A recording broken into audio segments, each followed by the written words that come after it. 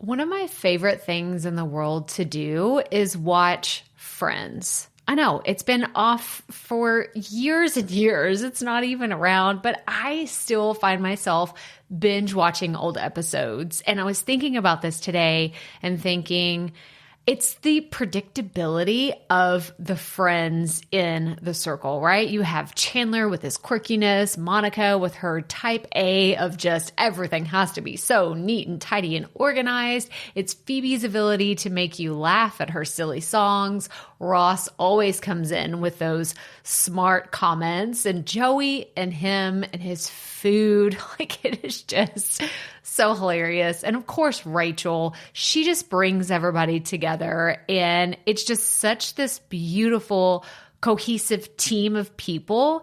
And it's why I wanted to come on and share with you today that I have an opportunity for you to find your friends in the content creation space. So if you are thinking about creating your first or your next digital course, I don't want you to miss this opportunity because Amy Porterfield just opened the doors for registration for her Course Confident Bootcamp. And I'm actually offering a special bonus for anyone that registers for the Course Confident Bootcamp through my special link. So I want you to go to crystalprofit.com/Amy-bootcamp to register.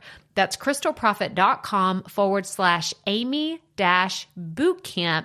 And what you're going to find when you get there is I have this special bonus private podcast series. It's called Money Mindset for Creators. So I want you to go register for Amy's bootcamp, download the podcast, and immediately start listening to it, because what this training is set up to do is to help you get your mind right about monetizing your content, making money so that you can fuel your content creation dreams. So go to crystalprofit.com/Amy-bootcamp to register for Course Confident. And I cannot wait for you to find your friends and find the people that will be there for you. Do you see what I did there? Yeah, nice little friends segue connection.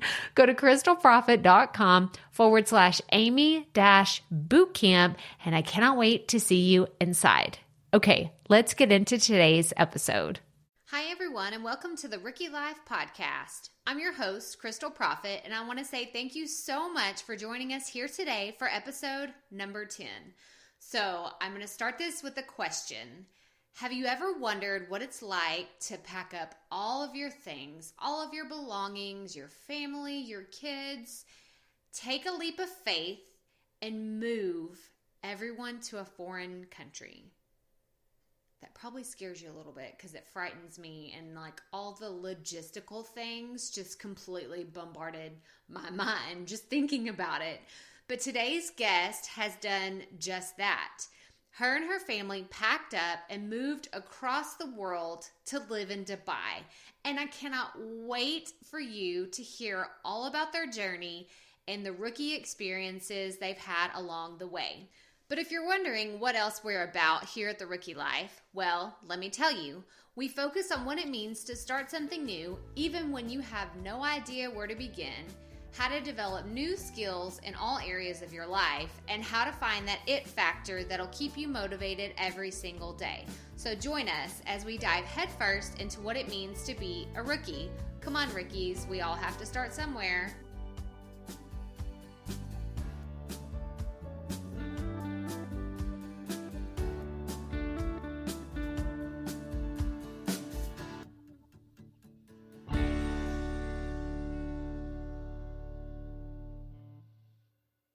Hey rookies, and welcome back for episode number 10. Y'all, I'm so excited for today's guest because she is going to break down all the mystery that comes along with being an American family living overseas. So I don't know about you, but personally, I've traveled to a few countries around the world. I've been to Mexico and Colombia and Australia, but the thought of traveling all over the world someday is a deep-rooted passion of mine that I will fulfill one day. But in the meantime, I'm just going to be living vicariously through my friend, Amber Morris. So Amber says she is a product of two small-town public schools with no formal education except some classes she completed at a local junior community college. but she actually gave up an opportunity for a choir scholarship to go to work in school part-time, although she never finished her formal education. But guys, that is not slowing this woman down. She worked for attorneys her entire career until becoming a stay-at-home mom when her family moved to Dubai. So let's talk a little more about her personal life. Amber and her husband have 3 children and have been married for 10 years. Her husband builds race cars, and that's how their family ended up in Dubai.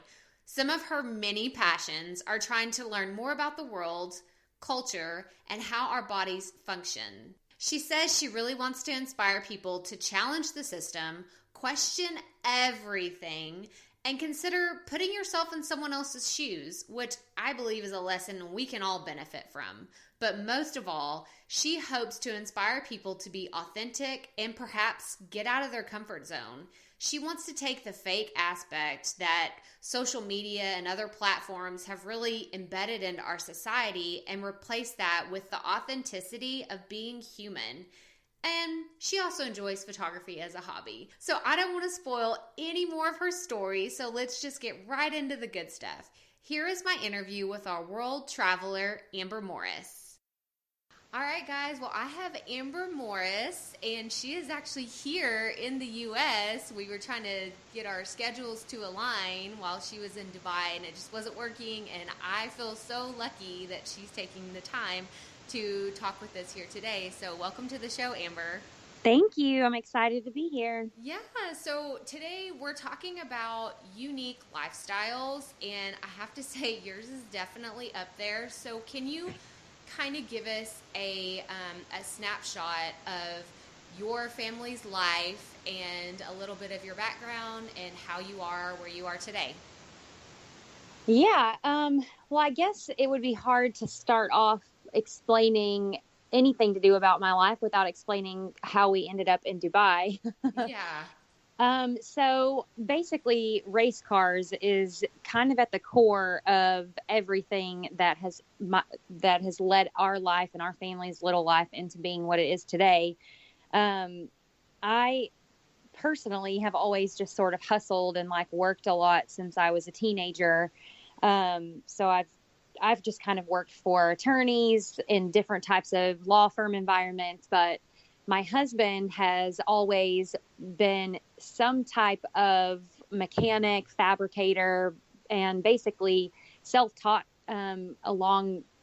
with a little bit of help with a friend that's a mentor, and ended up being a really amazing fabricator and builds race cars. And so thankfully for the world of YouTube and social media, some very important people in the United Arab Emirates, which is the country that Dubai is located, found out about some of the cars that my husband had built before. And he was traveling back and forth for about a year. We had our own shop here that was very brand new and was doing really well. But after 6 months, they finally kept asking so many times for us to go ahead and take the plunge and move over there. And I've always actually wanted to live there, or not live there, but visit there. And so the opportunity to live there was kind of surreal. And I was still a little bit scared to leave. Like, we were really settled in Corsicana, where my hometown is. So I finally said yes. They finally made us an offer. And it was just one of those things that if we said no, I felt like I'd regret it for the rest of our lives. So we finally went about 3 years ago this week, actually. Wow. Yeah, 3 years ago this week. Yeah. So, and we love it. Well, that's so interesting. Whenever, I had started seeing on Facebook, that y'all were in Dubai and everything, my assumption, because I have family that are in the oil and gas industry, is that her husband must be doing that, for a few years in the oil and gas or something. But I mean, is this something that you see yourselves living over there indefinitely, or as long as, he's got what he has going on? I mean, how do y'all feel about that, I guess? Oh, I like this question being on the record makes me sad for my family, because I haven't admitted this to very many people, but we honestly don't really have a plan to come back anytime in the near future. Yeah. when we first went, it was 3 years, and that was going to be that. We had a whole plan for what we were going to do while we were there, and what our plan was for when we got back to Texas. But yeah, it's just an amazing experience. It's so easy to raise little children there, and it's such a family oriented place that I can't. I just don't want to give that up, because my kids get to be kids the way that, we got to be kids. It's a lot safer, and I just don't want to give that up yet. So I think for the time being, we just don't really have an end date. Well, that's great. No, I think that the whole cultural experience is just something, you can't get that anywhere else, like you can't get the total immersion into a different culture. And like you said, it's totally different than anything you had growing up as far as, culturally it's different, but it's more in line with how you and your husband want to parent your children. So I think that's awesome. That's very brave of you, because not everyone would pick up and move, around the world. And I think that that's really cool. And it's the reason why I wanted to talk to you today. So that's very awesome. Kudos to you. Thank you. But okay, so you mentioned a little bit about, raising your children. It's a lot easier. So how has living overseas influenced your family's lifestyle?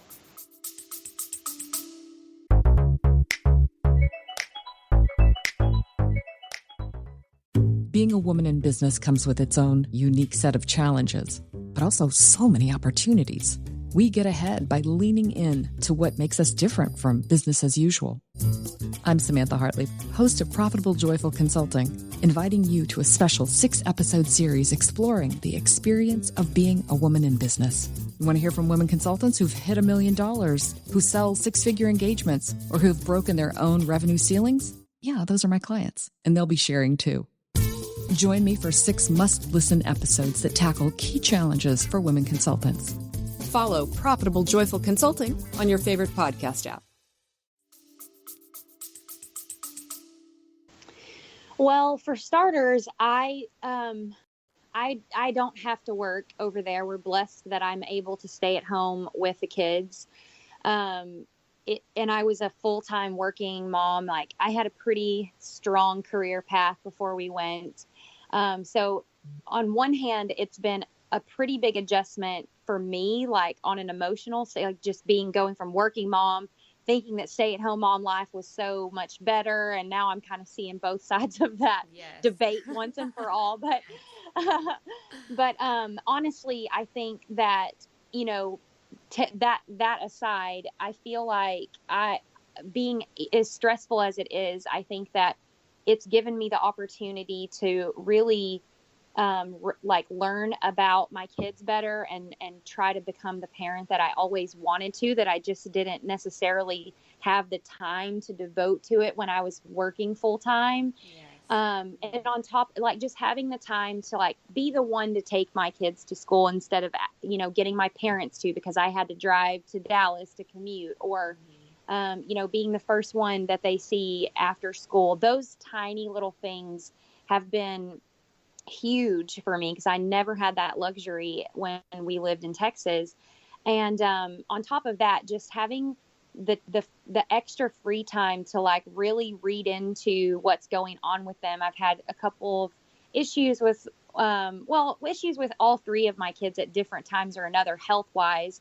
And they might be minimal to some people, but I am a super big investigator. And so I loved that I've been able to spend the time to research and find out an alternate solution to heal them. So I think that from the standpoint of where we've benefited the most is just obviously physical presence, of me being in the home and getting to have dinner ready. I'm such a progressive person in general, but I still have that old school, wife having dinner ready on the table kind of thing that makes me happy. It's not my husband's expectation, for the record.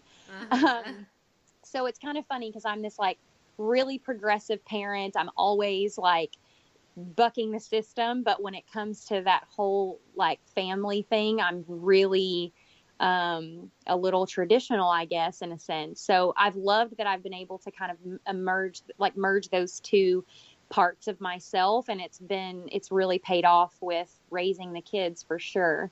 No, I think that's great. I mean, and that's something that, my husband and I, we've talked about is we don't get everything right most of the time. Not all the time. Most of the time we don't get things right. But if there's one thing is we have dinner like at our table, and that's like so special to me.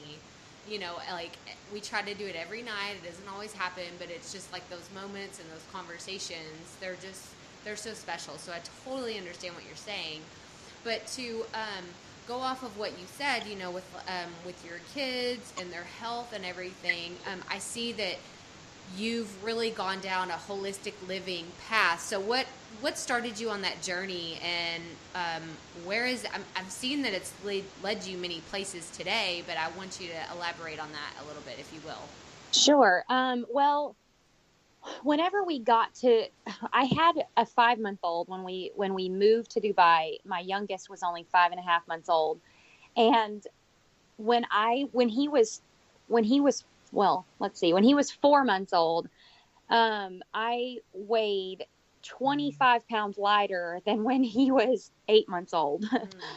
And basically when we were getting ready to move there, we lived with my parents for like 6 weeks. And then, so we were just eating out all the time. A little bit of it was, oh my gosh, I'm not going to get to have Whataburger and Taco Shop. Yes. Shout out to Taco Shop. I'm not going to get to have that for like a year. And then it was, just stress eating and stuff. I think a lot of people give me kudos where it's not deserved. Everybody's like, you're so brave moving across the world. I was like terrified. Yeah. So I did emotionally eat. Basically, I gained about 20 pounds in 2 months. It was very rapid weight gain in a very short amount of time. Actually, I think it was less than that. I counted it up one time.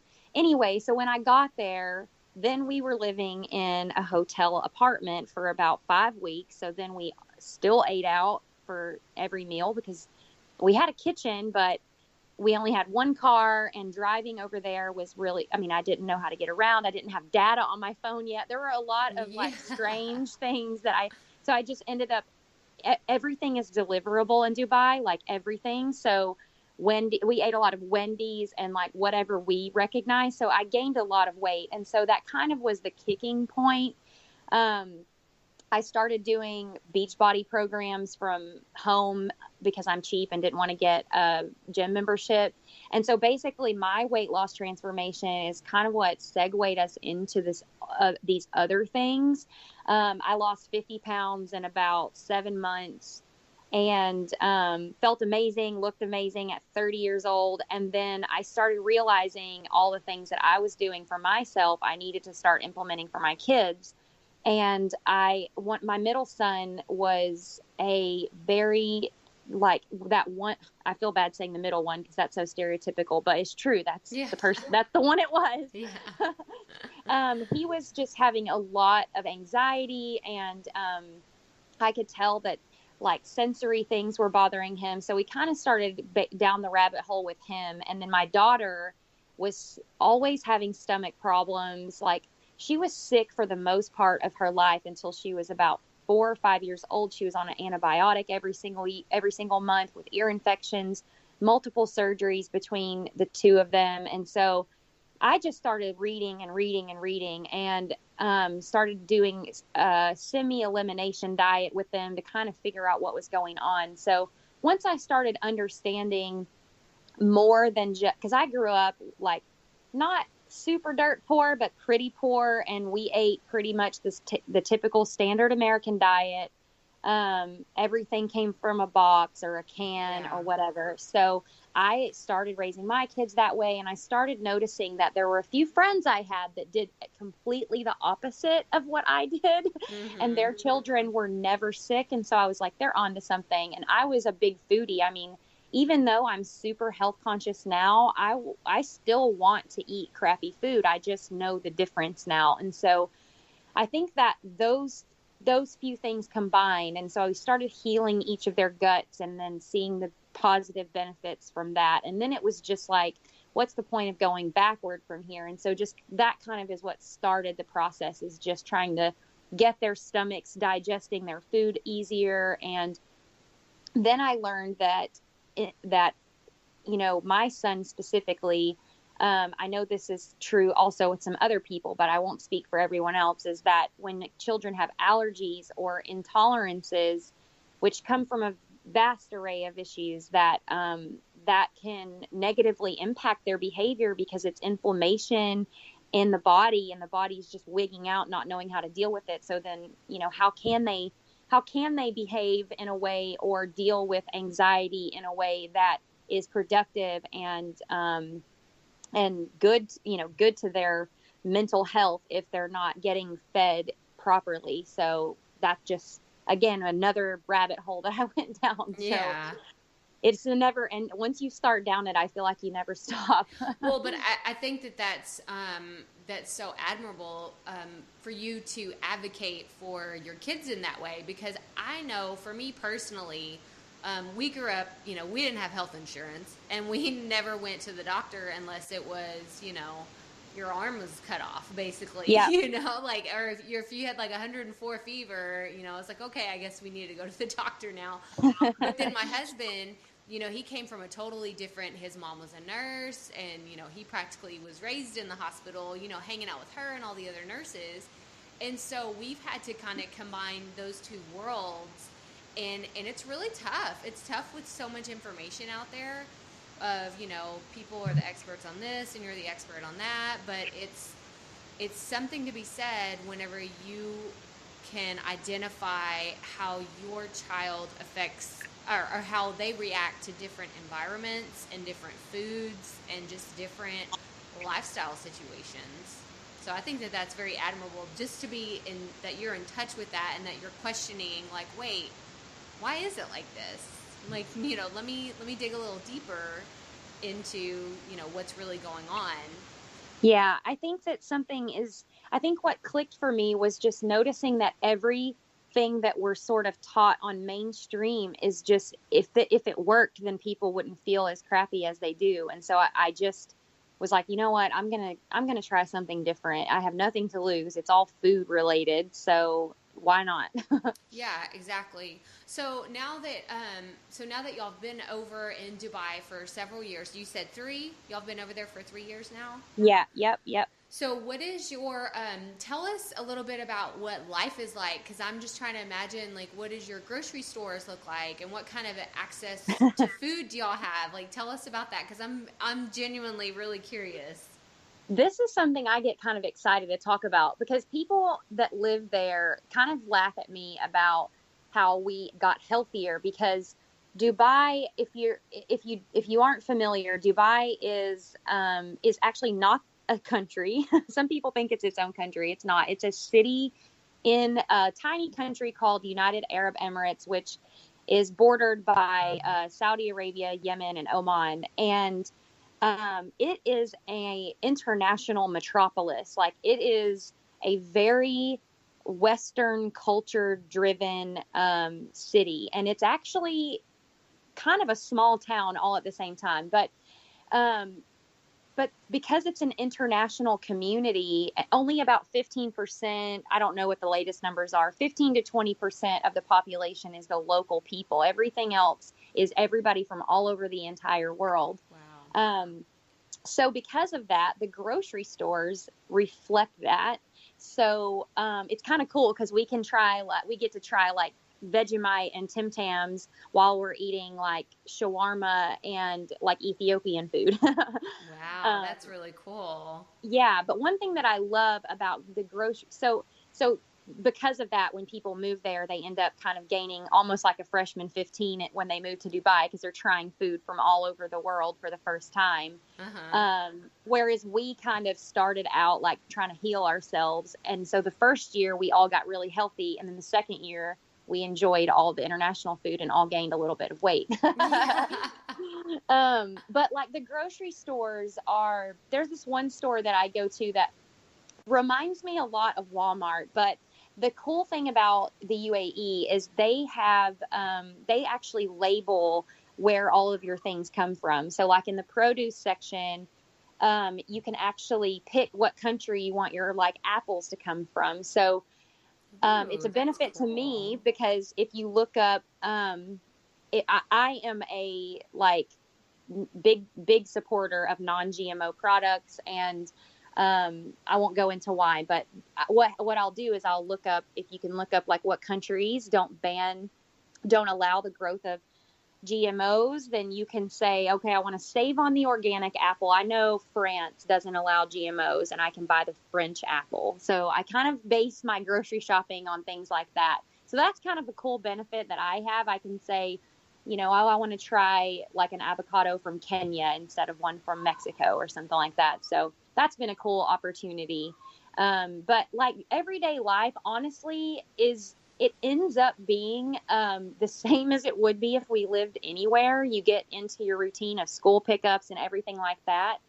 But for the tourist that's never been there, everything is massive. Like it's home to the Burj Khalifa, which is the tallest building in the world, which is really tall. But then all the other buildings are also very tall. So I don't know, I guess to break some stereotypes, since you've asked that question, is people often ask me, do you have to cover your head? Can you wear shorts? Are you allowed to wear a bikini? Yes, you can wear a bikini. Yes, I can wear shorts. No, I don't have to cover my head or cover my body parts. Now, that being said, I don't dress very like sexy anyways. I mean, on a night out maybe, but about leg is about all I let kind of hang out. Anyway, I'm just not that kind of person. But there are still people that are in their 20s and they'll go out dressed just like you would see, you know, at a nice like club or bar in Dallas or something, is what I would compare it to. But for the most part, it's other than just the accent barrier. Everyone speaks English. All the signs are in English.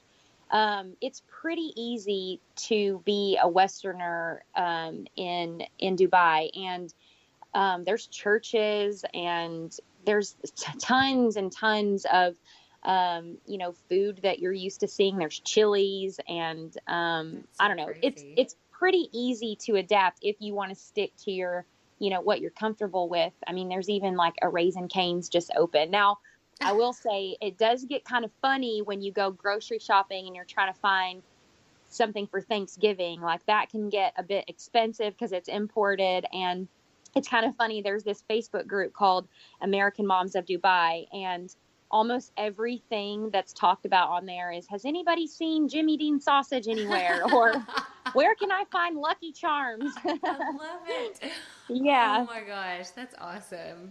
No, yeah. I totally nerd out with you. Like, I'm just imagining, my brain when you were describing the grocery store just went crazy, because I'm that person too, that I get super excited when I go to the grocery store, and I'm just like, oh, look what they have. Look at all the possibilities. And my husband thinks I'm insane. He's like, nope, get the list, get in, let's go. Like, we're done. And I'm like, yeah, but what is this? You know, if I find something I've never seen before, I get super excited about it. So I would probably have to spend like 7 hours in y'all's grocery store the first time. You know, every time we have visitors, they ask, can you take me to your grocery store? I think that's kind of funny. I don't think I would have ever thought to ask to see the grocery store if I was just a tourist. Well, it's so funny. And I think it has to do with us getting older too, with like, that's feeding true. the kids. And it's like, okay, hang on. Like, what are my kids going to eat? Now we're here, you know, in a foreign country. What are they going to be able to eat? That's so funny. But, okay, well, let's go back to the holistic lifestyle and everything that you have going on. And I really just want to drill down to the point of your message, because I know that you talk a lot on your Facebook Lives, which I love. And if y'all have not seen them, you should go check them out. I know you can go back on the replays because you're so open and honest, and it's just like you're sitting there chatting like we are right now. So if you were in an auditorium full of people right now, like what's the one thing, like what's the message that you would want to get across to everyone, the one takeaway? I think currently this has been on my mind, is to just, instead of doing so much talking, when you are very passionate about something, perhaps listen to the other side more than you speak. I like that. That's really good. So when you say you've been thinking about it, have you just been kind of doing a lot of soul searching for yourself? Yeah, absolutely. I just went through a holistic therapy type of thing. She's not a therapist, so I can't say therapy, but basically this wonderful human being that I met through a mutual friend. She's a life coach, but she kind of takes a yoga psychology type of approach. And I think just a lot of soul searching. This year I've been trying to figure out what exactly my purpose is and what I want to do with all, because I'm passionate about so many different things that I needed to focus.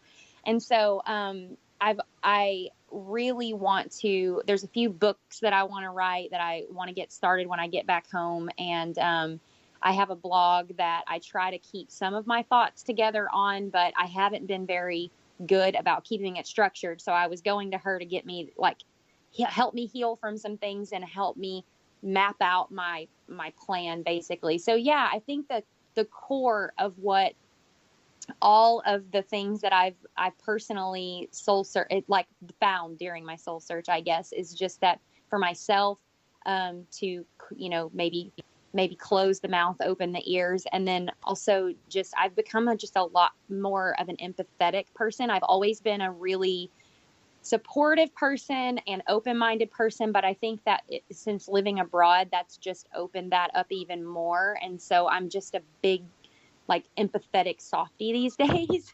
Yes. And it makes me feel, it honestly has made me feel more at peace with myself, about myself. So yeah, I think that that's been probably the best new trait about myself that I personally love. And I would obviously love for everybody else to get to feel that same way. No, that's so great. I mean, anytime I feel like anybody goes on a soul searching journey like that, and you just dive deeper into yourself and find out more about yourself, it just makes everybody around you notice too. I'm sure you've had that reaction, there's something different about you. Because I know personally that's happened to me as well, where people and I can see it in you. I can see this, you have this glow about you. You just seem like you're having so much fun. That's the point, to me, and those are the type of people that I want to surround, in my life. I want to have people that look like they're having fun and that truly love themselves, and they're just being the best version of themselves, point blank, period, the end. That's what you're doing, and I applaud you for it so much. Thank you. I feel the same way. That's who I want to surround myself with too. It's just people that make you that influence you to be a better person than you were. I mean, I think that social media and people, the fact that I do get to live abroad and that is interesting to other people. I don't want people to come across my page and not leave there feeling like I'm just one of those other fake profiles, Yes. I totally understand that. Okay, well, we're going to go into this little segment I like to call our Keeping It Real questions. So, and I told you before, they're just real lighthearted, nothing crazy. But okay. So my first one is, what motivates you on days when things are just super tough, you've spilt your coffee, it's all over your shirt, you're running late, whatever the case may be, what motivates you on those days? I always think that it could be worse. Yes. I mean, obviously I'm not perfect. Some days I do golly, and you just lose your mind over it. But when I do get like that, when I do get too negative, I just pick up a personal development book and get my mind right. But yeah, I think it's hard for me to get too stuck in that mentality for too long, because I have had some pretty unfortunate things happen to me in my life, and it could be that, Yeah, no, that's great. I think that's a great, just like you said, just kind of take it day by day and just take a deep breath, and it's okay, it's going to get better. It's going to get better from this. Okay, well, my next question is, do you consider yourself a perfectionist? Absolutely not. Not at all. Okay, and then what's the best advice you would give to your younger self? Oh my gosh. I think one particular situation popped in my head would just be like, run away. Yeah. Run away. Run away from that bad stuff and just go the other direction. I love it. Yeah. Well, thank you so much for just joining us here today. And I want to make sure everyone knows where to find you on your Facebook page. So can you share that with us? Yeah, I have my Facebook page that you can follow is my name, Amber Morris, but my regular page is also, my personal page is also that too. So the way that you can tell the difference is it's facebook.com/Amber Morris, 4. And then I'm also on Instagram, Amber Morris as well. Okay. Well, y'all go check out all her stuff. Like I said, her Facebook Lives are so good. And I hope that you enjoy the rest of your trip in the States before you go back. Get all the goodies that you want to get while you're here. And then, I can't wait to see what's in store for you for the future.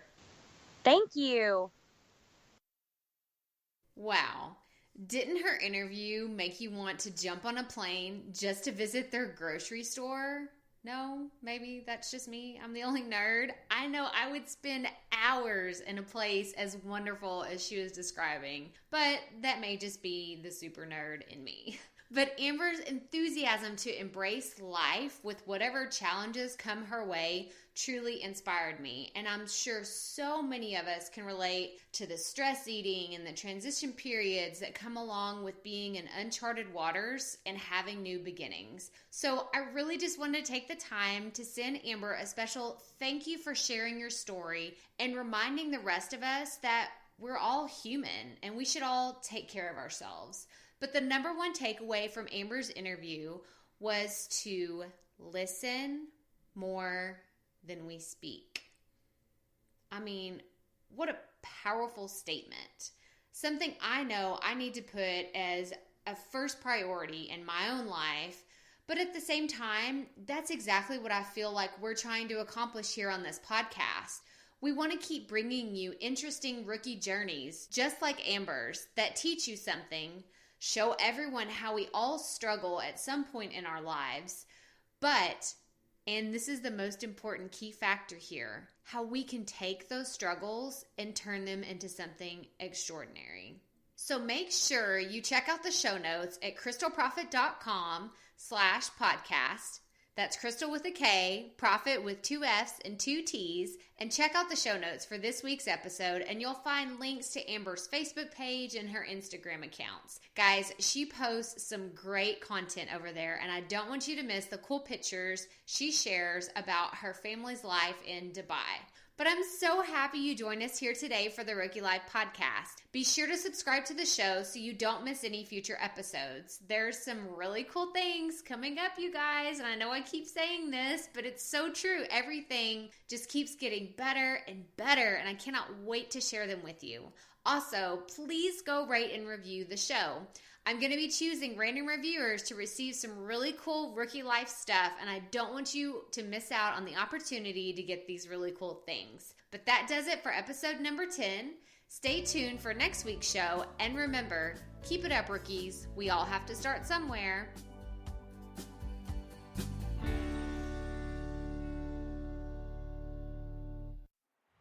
Hey, Profit Podcast listeners. Thanks for sticking around to a little bit after the episode to hear this special message, because I want to hear from you.